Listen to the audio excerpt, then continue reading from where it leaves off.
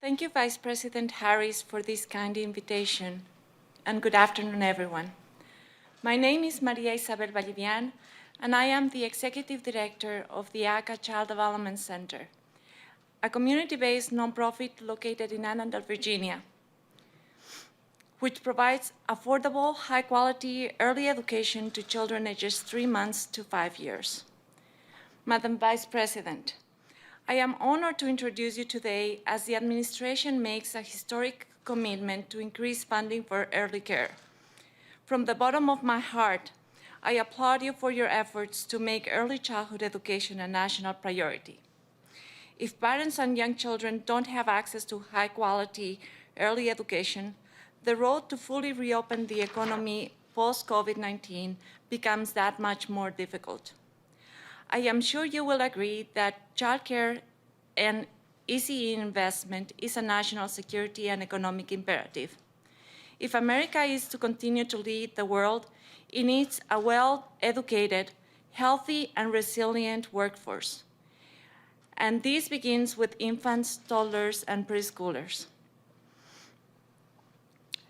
High-quality childcare depends on early childhood educators who are well-trained, well-compensated, and technologically able.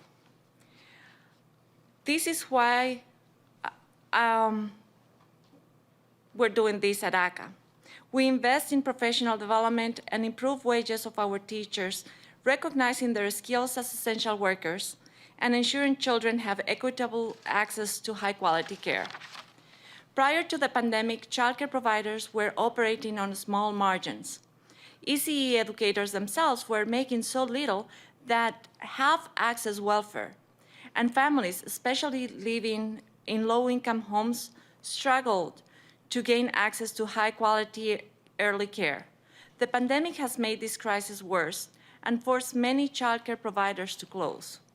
I stand here today on behalf of thousands of childcare providers and educators who have decided to maintain their programs open and keep fighting for young children and parents. The nation's future depends on it.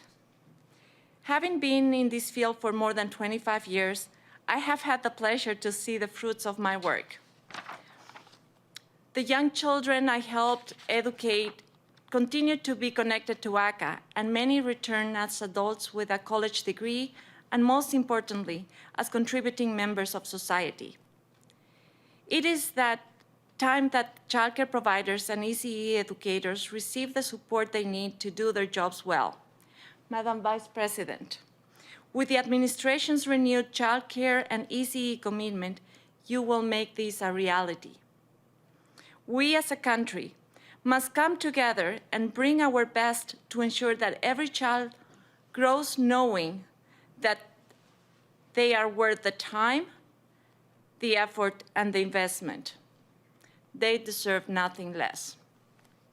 When the pandemic hit and everything closed, we at ACA knew that our children and their families needed for us to remain open, because many of our parents are essential personnel, frontline workers, and first responders.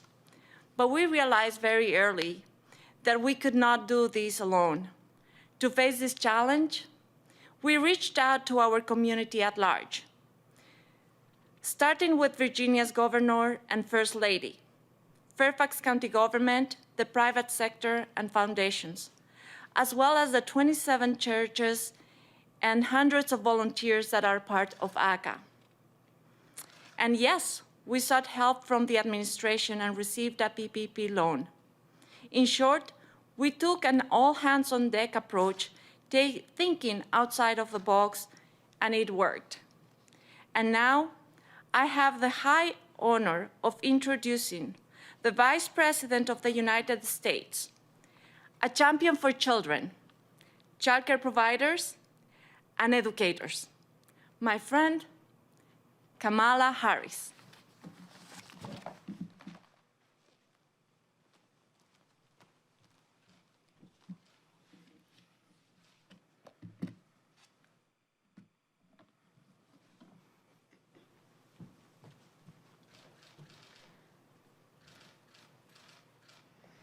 Thank you, Isabel. What you and your staff have done continues to be acts of heroism. It's heroic. The care you provide makes it possible for parents to work knowing that their children are safe and that they're loved. It's an incredible gift that you give. So thank you, and to all the child care providers. So today we are announcing the single largest investment in child care in our nation's history. The single largest investment in child care in our nation's history. This investment is part of the American Rescue Plan, which the President signed into law just over 1 month ago. And before I talk about this investment, the President has asked me to update you on the implementation of the plan. As you know, it was very important to the President and me that the relief we delivered would be felt immediately and tangibly by the American people. And under the leadership of Gene Sperling, it is. As of yesterday, 159 million checks have gone out. By the time all of the money is distributed, more than 85% of American households will have received a check. At the same time, the $20 billion in funding for vaccine administration and distribution has been put to work. And it's helping us to increase confidence, to reach our hardest hit communities, and expand access through federally supported community vaccination centers, mass vaccination sites, and mobile vaccination units. We're now administering an average of over 3 million shots a day, over 20 million shots a week. To safely reopen our nation's schools, $81 billion has been sent out to the states to help schools get back to in-person instruction and address the learning, social, and emotional needs of our students. And there are millions of Americans who lost their jobs due to no fault of their own and are receiving unemployment insurance through programs that would not exist without the American Rescue Plan. The American Rescue Plan is also making health care more affordable by reducing the cost of coverage for 9 million people who are currently receiving financial assistance. At the Department of Housing and Urban Development, Secretary Marcia Fudge announced that nearly $5 billion has been allocated to provide services to people who are experiencing or are at risk of homelessness, and to help communities create more permanent, affordable housing solutions. The Department of Agriculture has been using funds to help 12 million families with children who are food insecure, reimbursing families who are now buying food that their children would have received in school. The list goes on, and the message is clear. Help is here. Hope is here. And we've already seen what happens when you help those who are hurting the most, when you build an economy from the bottom up and the middle out. We have created more new jobs in these first 2 months than any administration in history. And things are looking up, to be sure, but we also have a lot more work to do. We need to defeat this virus, get American workers back on the job, and lift up American families. And so that brings me to today's announcement. Because when it comes to child care in our country, families need help. Even before the pandemic, child care cost too much, and it was too hard to find and for too many families outside of their reach. The pandemic has accelerated the flaws and the fissures in our systems. Nearly half of parents say their current child care situation is unsustainable. For providers, child care costs are up, with new expenses like PPE, more cleaning supplies, and everything else that providers need to keep children safe. At the same time, revenues are down, with fewer kids enrolled. These are small businesses and nonprofits with thin margins to begin with. According to one survey, 1 in 4 child care centers that was open at the start of the pandemic is now closed. When child care centers go out of business, 4 things happen. 1, a small business owner, most likely a woman, loses everything. 2, child care workers, again, most likely women of color, they lose their jobs. There are 164,000 fewer child care jobs now than there were last year. Number 3, without consistent, affordable child care, parents, mostly mothers, are not able to go back to work. In fact, about 2 million women have been forced to leave the workforce, many due to child care challenges. And number 4, children lose the safe, nurturing, learning environment that they need to grow. The strength of our country, the resilience of our economy, depends on the affordability and availability of child care.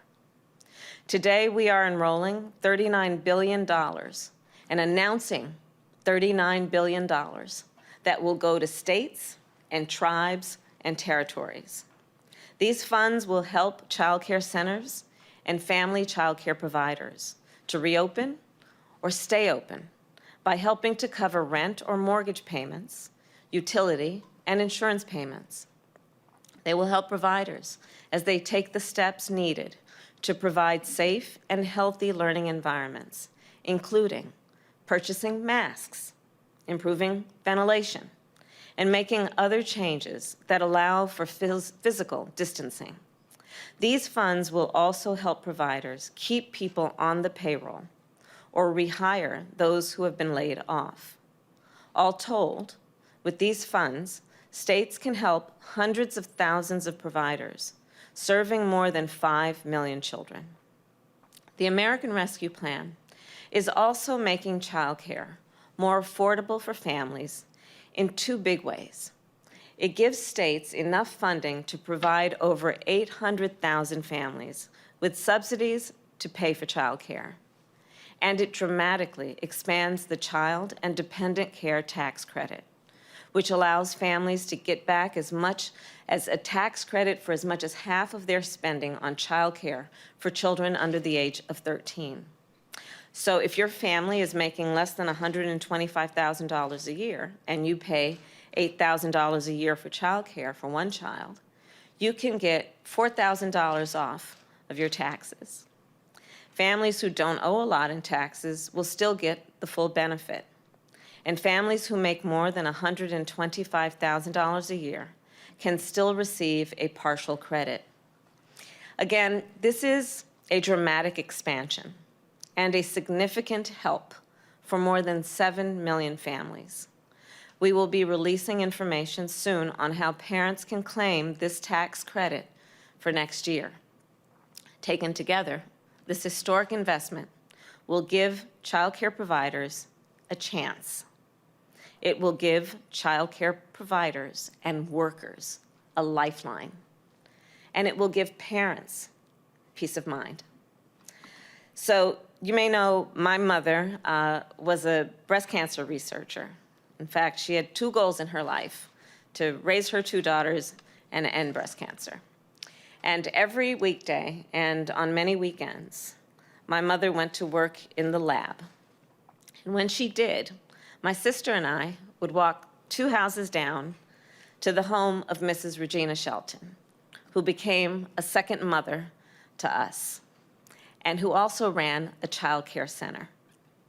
Without the care Mrs. Shelton provided, my mother would not have been able to go to work.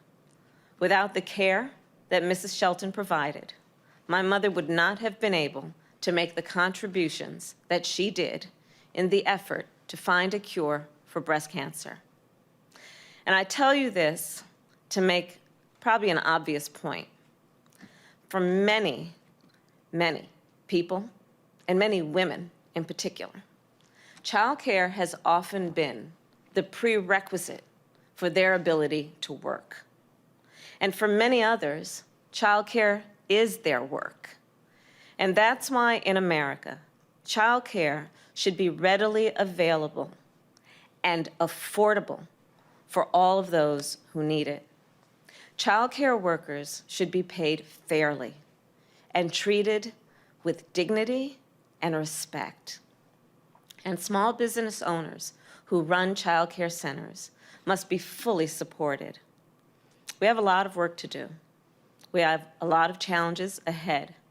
By putting the American Rescue Plan to work, by making sure the American people can feel its benefits, we are earning their trust. We are showing them that we can vaccinate our nation, that we can get our kids safely back in school, that we can get our small businesses safely back open. We are giving the people of our nation help with checks, with lower health care costs, with child care assistance, and so much more. We are giving America hope. May God bless you, and may God bless America. Thank you.